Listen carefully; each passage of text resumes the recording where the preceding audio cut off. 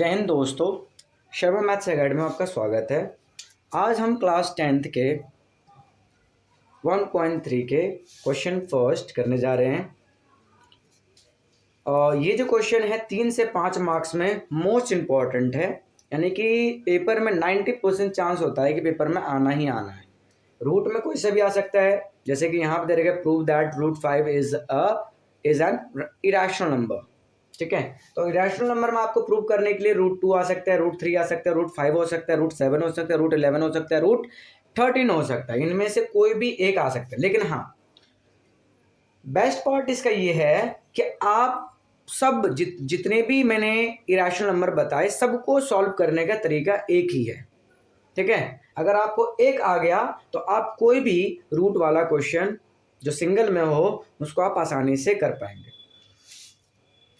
ये 3 से 5 मार्क्स का मोस्ट इंपॉर्टेंट है। चलिए दोस्तों करते हैं।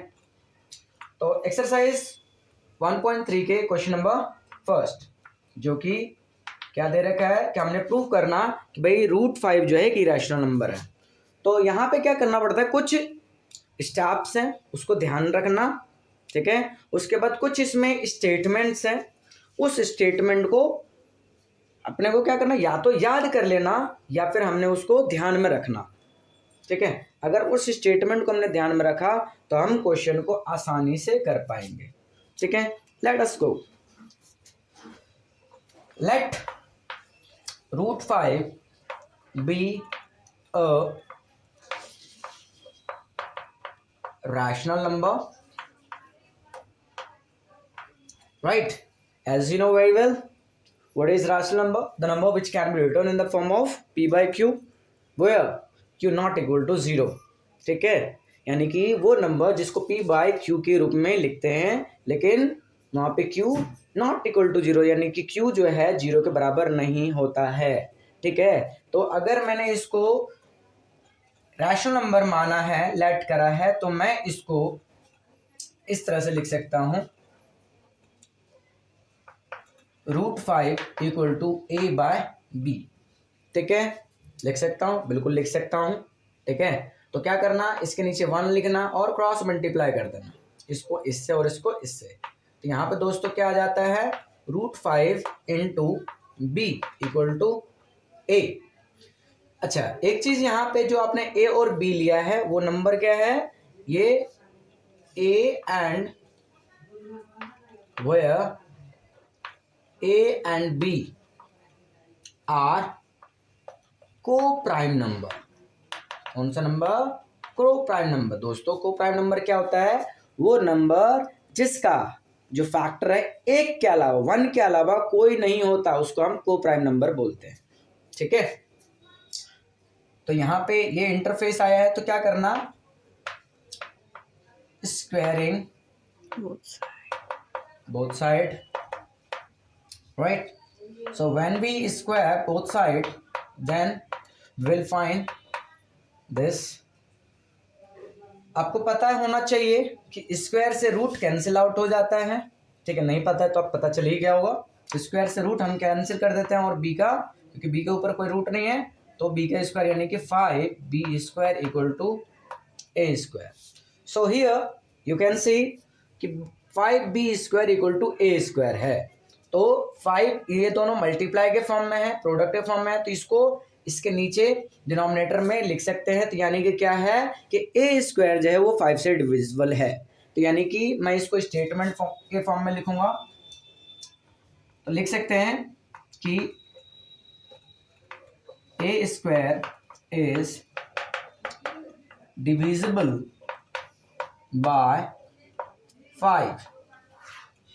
ठीक है, देन अगर ए स्क्वायर 5 से डिविजिबल है तो ए भी 5 से डिविजिबल होगा। Then a is also divisible by 5। तो हम इसको इक्वेशन फर्स्ट मान लेंगे और इसको इक्वेशन सेकंड मान लेंगे फिलहाल के लिए। इसका भी काम नहीं है, इसको बाद में काम होगा, इसलिए हमने इक्वेशन अभी बनाया है। जब इसका ये फैक्टर है तो मैं यहाँ पे क्या कर सकता हूं, I can write we can write what? A equal to 5C। यहाँ जो C है, C की जगह आप कुछ भी ले सकते हो, A B को छोड़कर कोई भी ले लो, Z X Y whatever you want to take you can take, right? So here जो C होगा, C क्या होगा, कोई भी एक पॉजिटिव इंटीजर होगा, where C is any positive integer।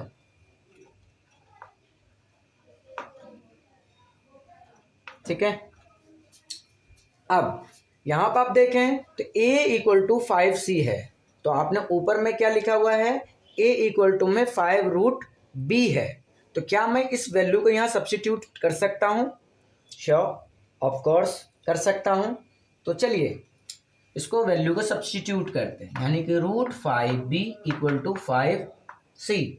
Again जैसा यहाँ पे क्या करा था हमने, स्क्वायरिंग बोथ साइड करा था, तो यहाँ पे भी हमने करना वैसे ही, स्क्वायरिंग बोथ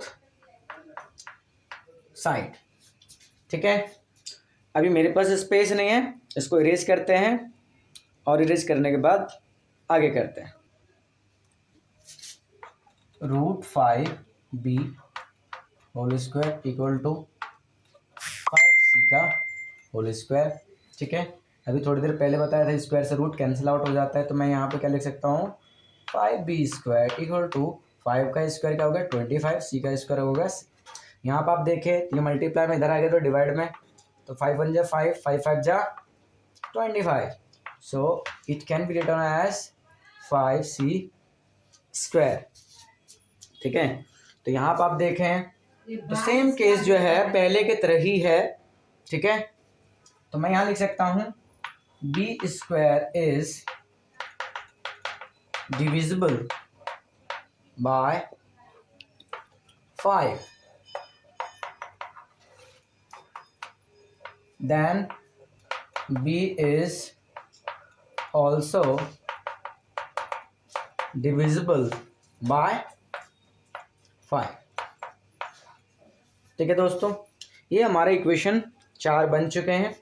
अब ये जो इक्वेशन 4 बने, इससे हमें क्या मिलेगा, चलिए करते हैं। From equation first, second, third and fourth, we get what?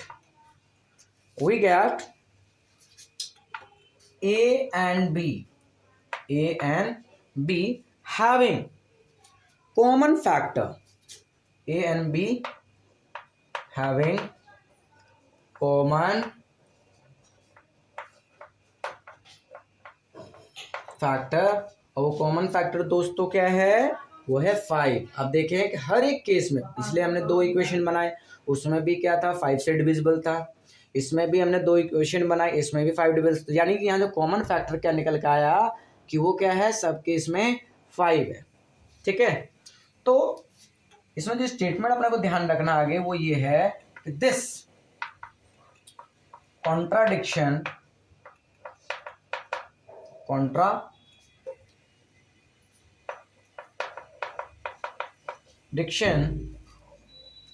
is arisen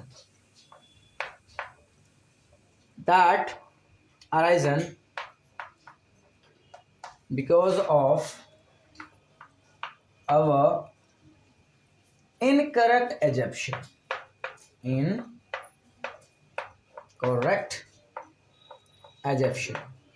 यानी कि शुरुआत में अगर आप देखें तो शुरुआत में हमने क्या करा था, √5 को हमने क्या लेट करा था, रैशनल नंबर लेट करा था। ठीक है। और रैशनल नंबर का जब हम लेट करते हैं तो उसमें क्या होता है कि उसके कई सारे फैक्टर्स हो सकते हैं, लेकिन यहाँ पे देखें कि भाई कॉमन फैक्टर जो है हर एक केस में एक ही आया, वो क्या आया, 5 आया। ठीक है। तो जो हमने लेट करा था कि भाई वो √5 एक रैशनल नंबर है, तो वो हमारे क्या है, हमारे सोच के विपरीत है। यहाँ पे मैंने एजप्शन वर्ड यूज करा ना, तो जो हमने सोचा था उसके बिल्कुल विपरीत है, यानी कॉन्ट्राडिक्ट है। ठीक है, तो so we can say that, so we can से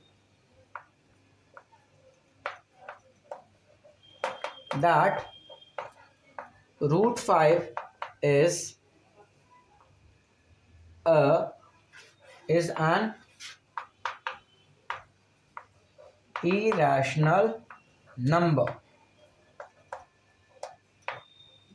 So finally this is the use answer, right? Simple, ठीक है, जो आपको समझ में आया होगा। ये सिंपल मेथड है, ठीक है, क्योंकि मैंने फर्स्ट में जो कराया सेम वही चीज़ मैंने आगे जाकर कॉपी करा है, ठीक है, ताकि आपको सोचने के लिए और याद करने के लिए, सॉल्व करने में इजी हो। ठीक है, तो ये मोस्ट इम्पॉर्टेंट है 3 से 5 मार्क्स का दोस्तों, तो ये आप ज़रूर प्रैक्टिस करके पेपर में जाएं। ठीक है, अगर आपको ये वीडियो पसंद आए लाइक एंड सब्सक्राइब जरूर करें। जय हिंद।